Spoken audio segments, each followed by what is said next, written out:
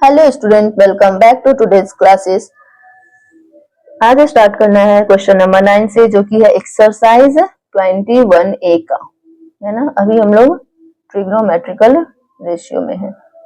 सो 21A का question number 9 से करते हैं। 7 तक हो रखा है complete.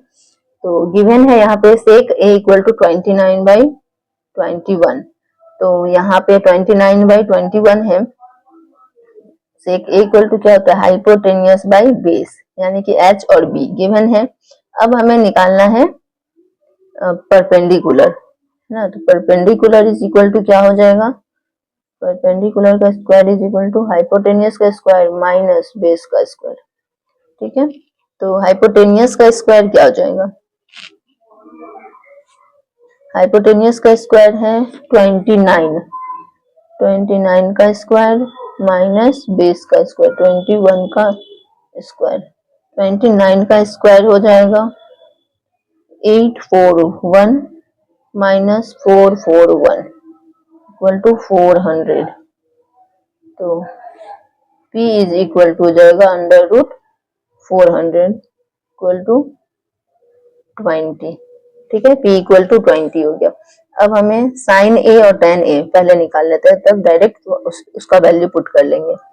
Sign A is equal to P by H. P हमारा क्या है 20, H है 29, हो गया। और अब किसका वैल्यू निकालना था, टेन ए। 1/10A, 1/10A होता है कॉट ए। कॉट ए का वैल्यू क्या होगा, base by perpendicular.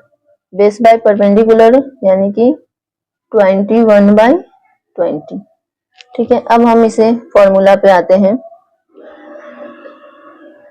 Sign A minus 1/10A।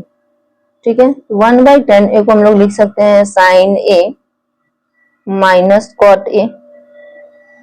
ठीक है, तो साइन ए का वैल्यू है 20/29, कॉट ए का वैल्यू है 21/20।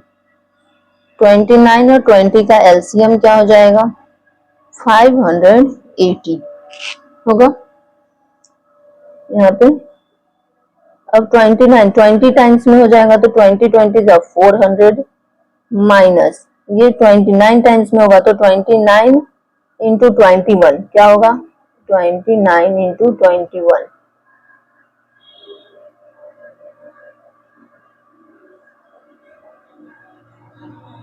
609। तो यहाँ पे 609 में से 400 जाएगा तो 209/580, है ना। तो क्वेश्चन नंबर 9 का आंसर हो जाएगा 209/580। ठीक है, अब आते हैं इसी के साथ क्वेश्चन नंबर 10 में। क्वेश्चन नंबर 10 है, गिवन है हमारा 10A इक्वल टू इतना। तो 10A का फॉर्मूला क्या होता है, ratio P by B. P यानी कि है हमारा 4 और B है हमारा 3। ठीक है, तो हाइपोटेनियस का square is equal to P square plus B square. तो P स्क्वायर यानी कि 4 4 जा 16 प्लस 9 25, है ना। तो H is equal to under root 25 equal to 5। ठीक है, H इक्वल टू 5 आ गया।